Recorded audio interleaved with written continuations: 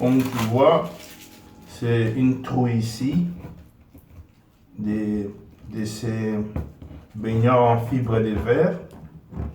Alors, qu'est-ce que je fais? Comme on avait mis des scotch, j'essaie d'abord d'enlever tous ces scotch, ce qui n'est pas facile.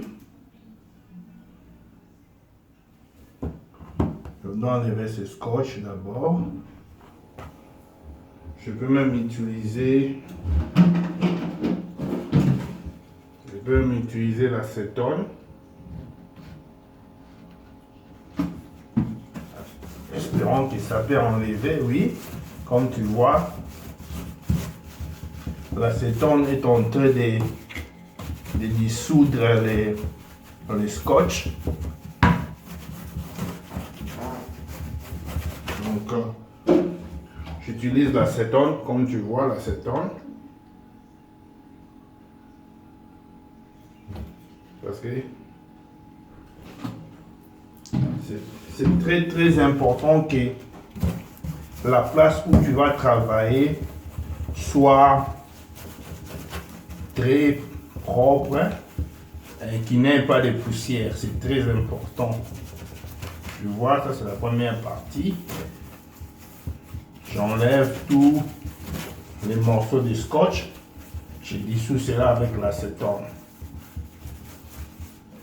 Ça c'est la première partie. Après, je vais prendre un morceau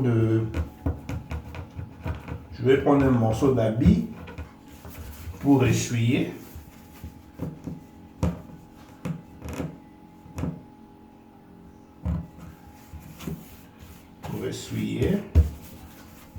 Donc, c'est très important. Après, je prends un morceau d'habit. Je vais chercher un petit morceau d'habit.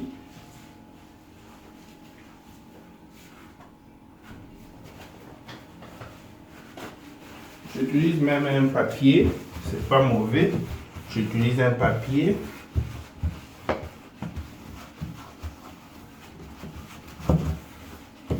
Et tu vois, la surface est maintenant lisse. Je prends mon papier 60. Je vois 60, ça peut être 30.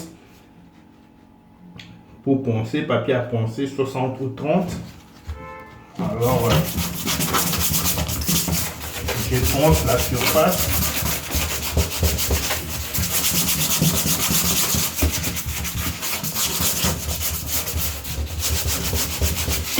Afin que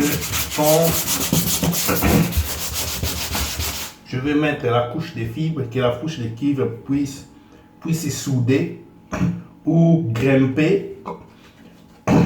En anglais on dit bonding. C'est-à-dire pour que la couche de fibres puisse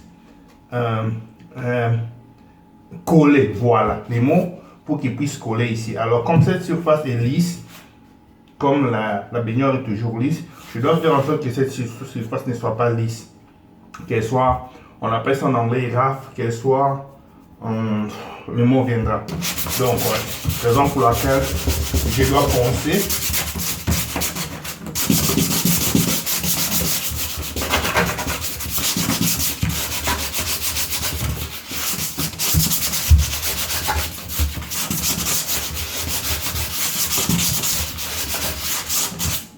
Et ma deuxième étape serait de couper une partie du mètre et de les mouiller et de mettre là-bas.